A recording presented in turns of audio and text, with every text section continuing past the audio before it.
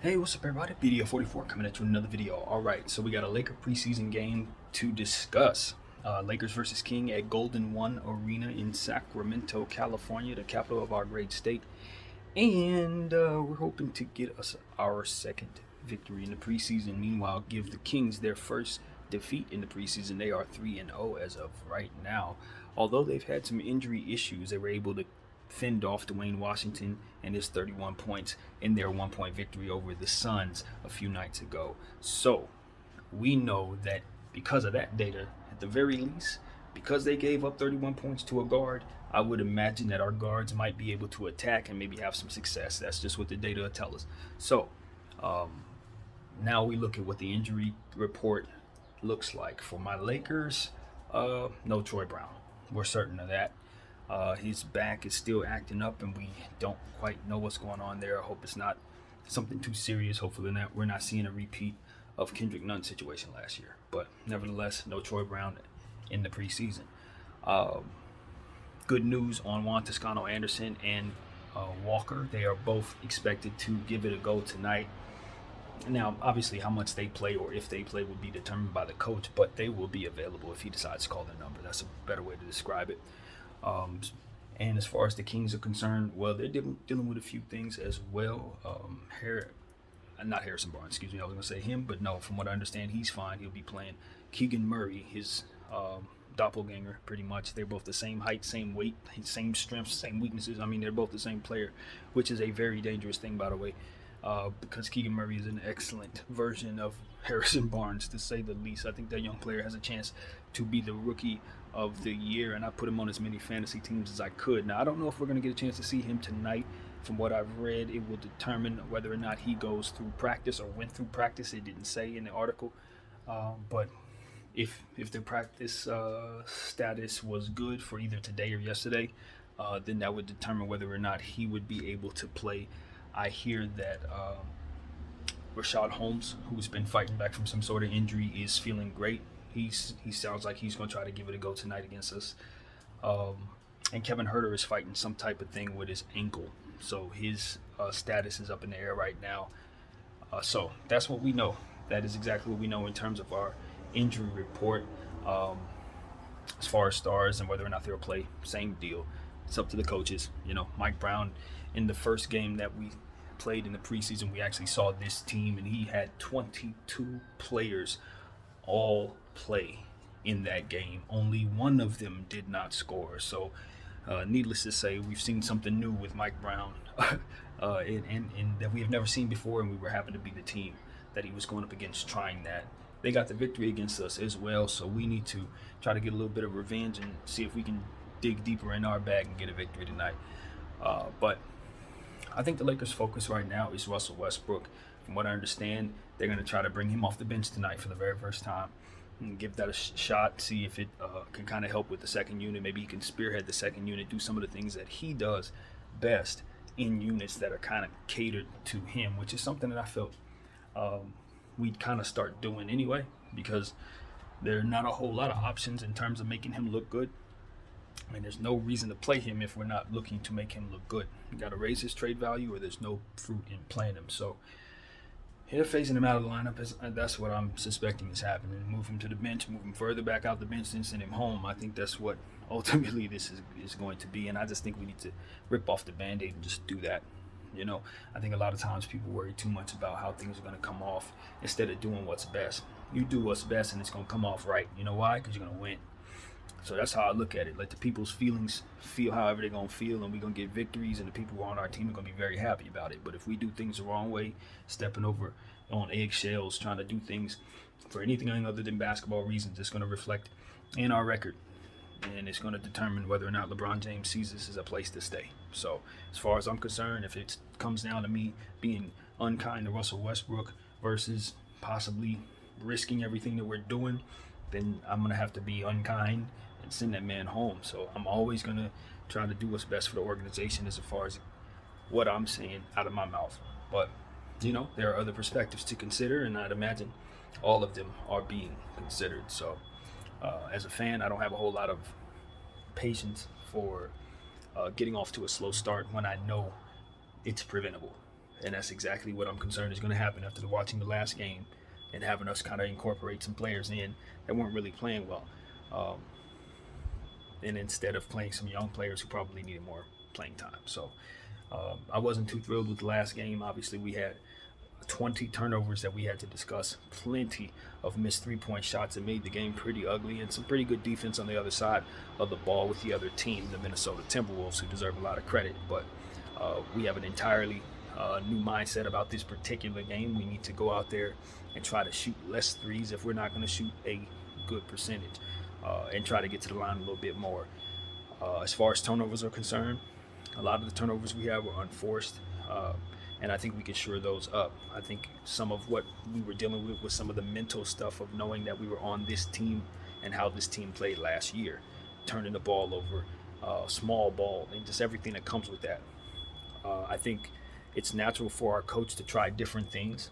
One of the things he tried last night was small ball lineups.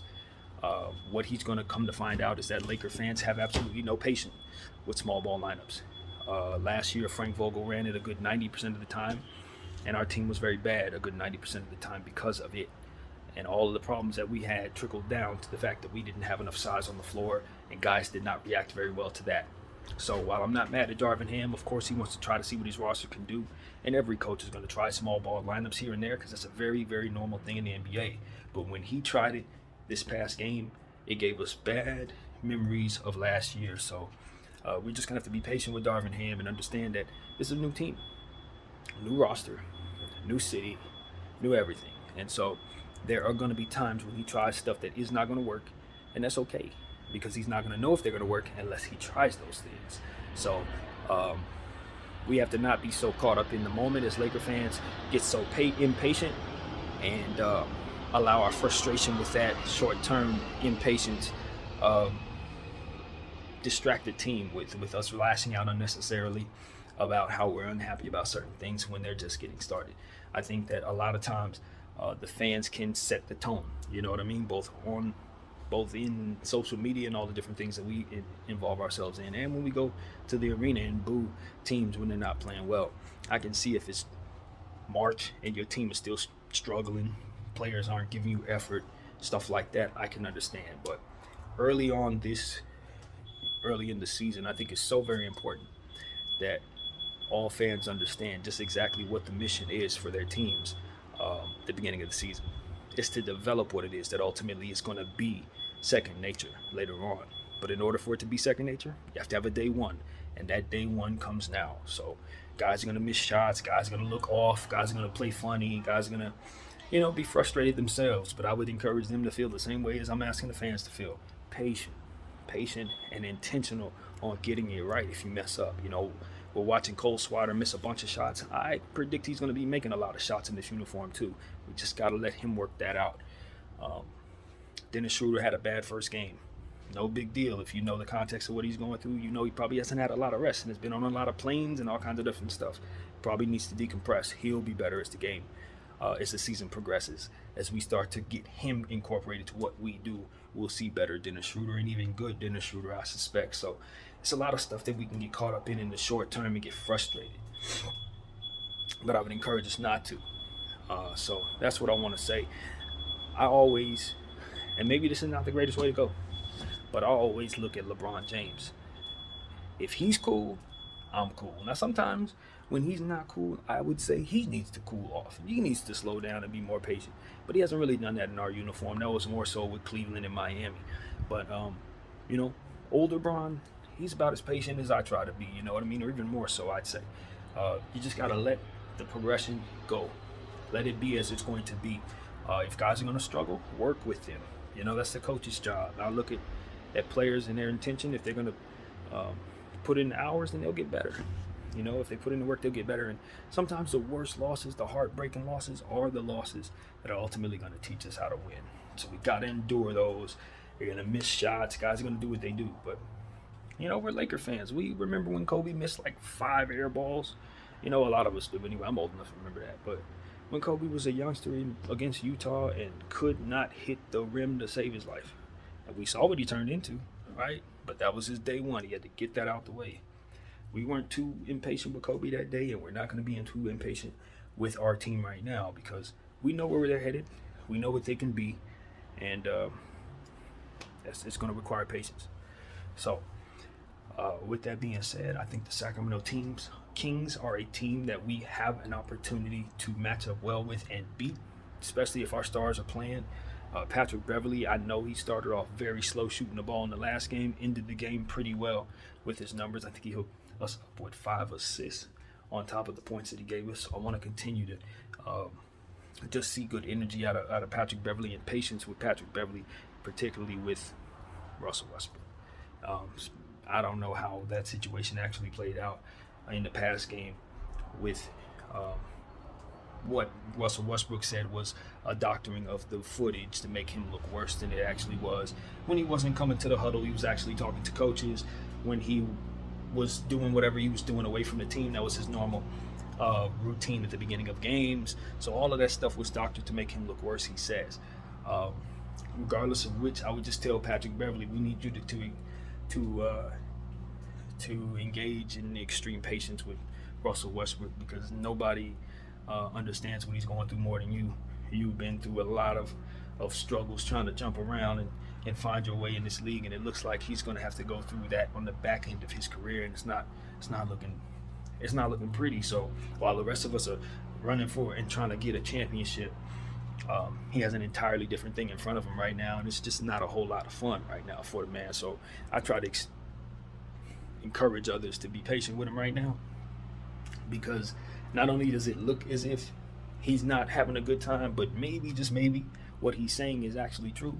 And on top of that, people are trying to make him look worse for reasons that may not be something we're privy to. So I'm just open-minded to all of that. I think that a lot of what has been said about Russell Westbrook has been unfair, and I also think that a lot of that has been something that he hasn't reacted well to, and has compounded some of the issues that we've been seeing. I think if the peanut gallery, so to speak, would have eased up, I think some of those mistakes that maybe we saw would not have happened. I really believe that. I think they've rattled him, honestly. But nevertheless, however we got to this space, we're here, and the Lakers now as an organization have to make a good decision about what to do with Russell Westbrook. So my opinion is stated. I don't have to say nothing else about that, I don't think. As far as this game tonight, there are players I want us to pay attention to for sure. Obviously, the guys that we mentioned who are going to be on the injury report, we don't know if they're going to play, but if they do, they're all key players. So they would be mentionable names. Herter, Barnes, although he's healthy, don't forget that. Murray, their big guy. Can't think of his name, but yeah, they got their players there. Obviously, Sabonis is somebody you need to be concerned with. Chezi Metu is a name that I've been hearing a lot. He shoots the three very well. Obviously, our guy Malik Monk is somebody you need to be concerned with. He is also on this team, and we know what Malik can do. In fact, we wish we still had Malik. I would have wanted us to keep him at all costs, but it is what it is. I'm happy he was able to get his money, and Sacramento's a lot better team because he's there, and we need to be aware of that. Obviously, keep your hand up. We had issues guarding the perimeter in the previous game. Garza with the Minnesota Timberwolves, the center there, shot us down a lot, and really a lot of those shots were just simply uncontested. We could have done better. So I want to see us contest the three-point shot a lot better tonight. Played the perimeter. All perimeter issues were on display in that previous game. Simply put, we didn't shoot the ball well, and we didn't defend it well from behind the arc. So if we're going to have success, we have got to shore that up, period. Turnovers, again, unforced turnovers, things like that, I will chalk some of that off to the Minnesota Timberwolves and how well they were defending, because I do want to give credit to their defense. They forced a lot of those, but some of those were not forced. And 20 is highly, highly ridiculous. Even in the preseason, even with a new team, you're professionals. Shouldn't be that many turnovers. Nobody should be able to get the ball from you that much. Here's the deal, though. You're playing against Sacramento. And the brand new MO of Sacramento, we discussed this in the first preseason videos about this team. They get out and into the break off of steals. They will force turnovers very well. That's kind of what they have. Davion Mitchell, one of the best defenders in the world. I told you about Davion Mitchell. He was drafted last year, not miniature guard, but about 6 foot guard, something like that. But he is strong, and he is fast and very, very, very gifted defensively. Think Tony Allen, smaller, but pretty much thinks like that, can move like that, and can lock you up just like that as he continues to develop. So I don't know how they're going to work him into the equation. Obviously, they got to deal with minutes for De'Aaron Fox and Malik Monk and Herter and all these other guards. But when he's on the floor, just like Alvarado, just like Patrick Beverly, you have to understand that they're going to lock you up, and they're going to lock you up a lot. Drew Holiday, he's of that ilk. Got to pay attention to him. Keegan Murray, I don't know. Again, is he playing? Maybe, maybe not. But the one thing you got to understand about Keegan Murray is that he gets steals. He loves to pick your pocket and head the other way. That's one of his greatest gifts. He's probably going to get at least 2 of those a game. So if you know, you know. They have several players that do that. So expect turnovers to be forced tonight. That's the unfortunate thing about it. And then know it from here on out. When you play against Sacramento, Harrison Barnes, Sabonis, Fox, Murray, all of those guys, that's what they do. They steal the ball. Mitchell, they steal. So just know it. Sacramento Thieves. Might as well call them that. And so that's what I know. They're going to be one of the better defensive teams in that way. Length everywhere, they got it. So this is a playoff team. You guys know, if you follow me, I like to be ahead of teams that I think are going to be solid. Last year it was Cleveland. I told you guys they were going to be the new team. And people were like, not really on the board yet. But you can clearly see once you put Mobley and Allen together, it's a wrap. This is a kind of one of them situations. Even though it's an entirely different team, different dynamic, I'm telling you, they got stuff. Now you put Keegan Murray, Davion Mitchell together. Suddenly, those are 2 players defensively that I know over the next several years are going to ascend. Them 2 alone. And you're not even talking about Fox. You're not even talking about Sabonis. You're not even talking about Monk. You're not even talking about Herter. You know what I'm saying? They got a lot of talent. And so this ain't yesterday's Sacramento Kings. You got to respect them like Chris Webber's Sacramento Kings. And that is exactly who they're going to turn into, basically, in my mind, over the next 4 years. Keep this core together, they're going to be in the mix. Trey Lyles, another player you have to be very aware of, a stretch 4 or 5 guy. Every time I see Trey Lyles, he's hitting jump shots. Someday he's going to stick to a team. He's played on a lot of different teams, and he always hits jumpers for them. This is a good fit for him. Plenty of players there. Now that Bagley's out the way, there's a lot more room for those bigs to move, and I expect him to be active tonight. This is a good team, man. I cannot stress it enough. You got to look at Sacramento as a team that's going to be fine for a playoff spot this year. And if everybody's healthy, I don't see any reason why they can't scratch into it. De'Aaron Fox, it should be a breakout year for De'Aaron Fox. He's had a log jam for the last couple of years with guards in the way.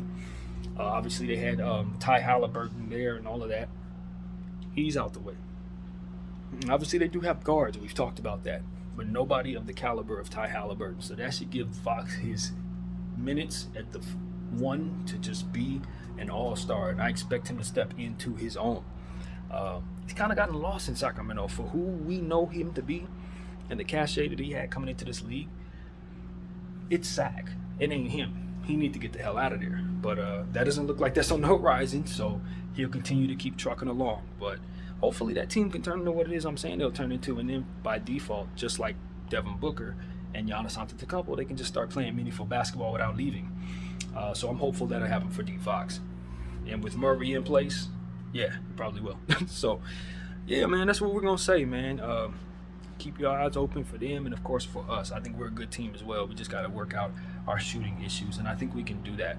Matt Ryan, I don't expect him to shoot as poorly as he did in the last game. I don't know what type of minutes we're going to give him, but that's also something that I would be curious to see if it's going to carry forward into the regular season.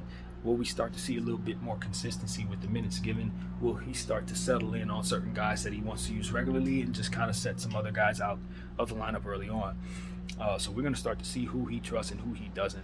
And, that's the only thing about the preseason. It's hard to really tell what it is we're looking at. Are we still experimenting, or are we settling in on things? Are these tendencies, Or are we looking at something that he's just saying, okay, I'll never try that again? No way of knowing.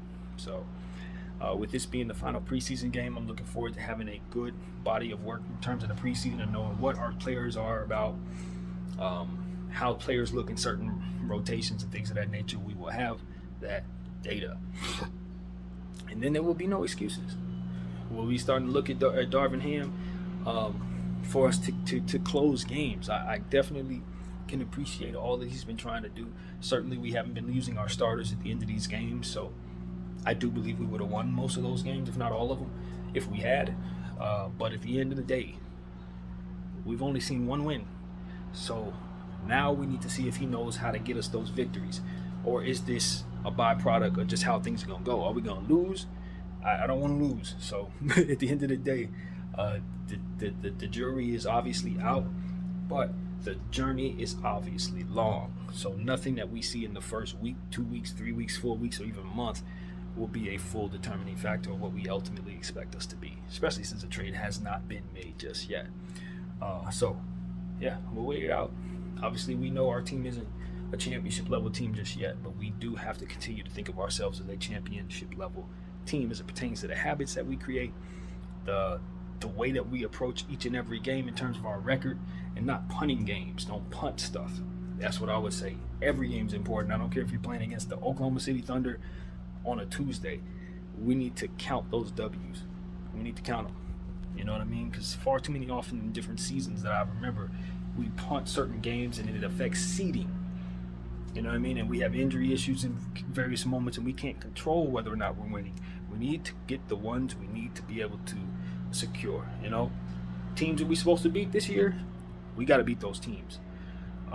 So that's where I'm at. I don't care what the field is doing in terms of tanking or whatever. We need to secure what we need to secure in terms of victories. So that is my thought. Sacramento Kings tonight on the road. We don't usually play well in that building. That's something that I've noticed over the years. Portland, there, Atlanta, 3 buildings we never play well in.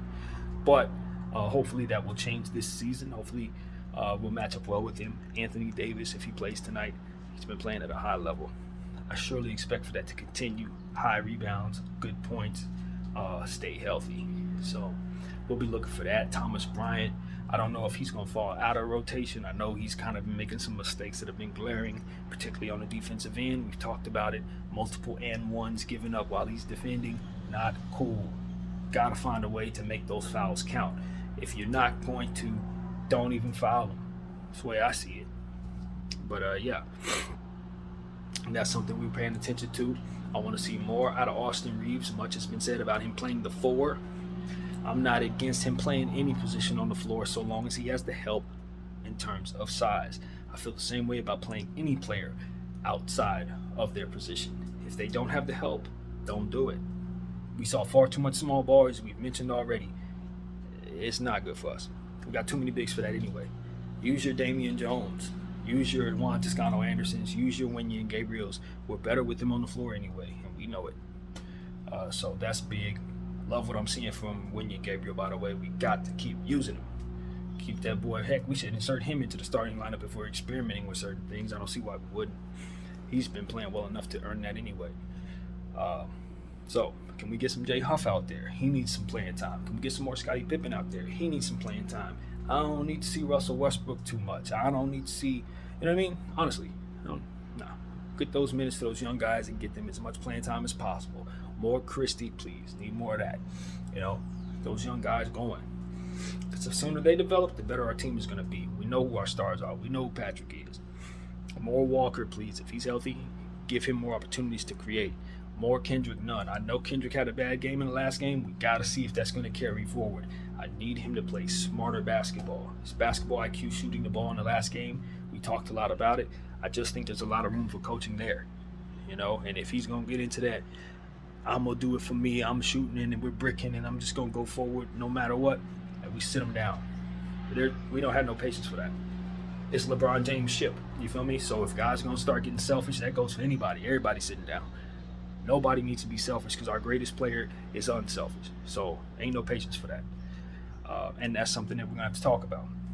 Some of our guys, for all the things that we had going on last year, What we didn't have was selfish players. We didn't have that. For all the problems, we didn't have a problem passing. This year, guys are selfish. We got some guys that think about themselves. We got some guys who don't think pass. We got some situations where guys are sitting in the corner with the hands open and guys are driving into 2 and 3 people for layups and dunks and stuff. I ain't got no patience for that. I am completely against that. I'm ball movement, unselfishness, pass till you find it. If we're going with our head now, playing into the defense, driving into the defense, allowing them opportunities to smother us, driving into the corner and stupid stuff like that, it doesn't work. I've been seeing a lot of that in the preseason. Let's stop driving to that left corner and picking up our dribble, stuff like that. We need to get away from that. So it's a lot of stuff that I'm seeing there. I just hope that they're seeing in the film and are adjusting against, because yeah, some of that stuff is very easy to adjust away from and is causing some of our problems. From where I'm sitting anyway. So yeah, just little stuff, man. Little stuff. This is the beginning. Understand the regular season is an extension of the preseason, unfortunately. Even though the games matter, still going to see experimenting, especially with new coaches, especially with new players. It's how it goes. So even though I would love for us to see a lot of victories in place of some of that experimenting, the regular season is still an experiment. We know it. It really is. Especially for winning out teams. They're going to try a lot of stuff. We're going to sit a lot of players, stuff like that. It's just going to happen. But like I said, as long as we're closing these games and getting these victories, I don't care. Play 48 minutes, both sides of the floor, we should be fine. So that's what I got to say, man. We're going to beat the Kings. Sacramento Beans, I've been calling them that for years. Yeah, old ops. Teams that we've hated for a very long time, that we haven't had rivalries with, that are starting to get good again. Yeah, this is one of those. So I'm sure they're going to bring out the cowbells before it's over with. I know a lot of people in this generation don't remember that, but I do. The loudest sound you'll ever hear at a sporting event is Sacramento Kings fans coming through with cowbells. It's the worst thing in the world, and I'm glad we defeated them when they were doing it. So that's what I got to say. My name is BDL44. I thank you all for watching. I'm out.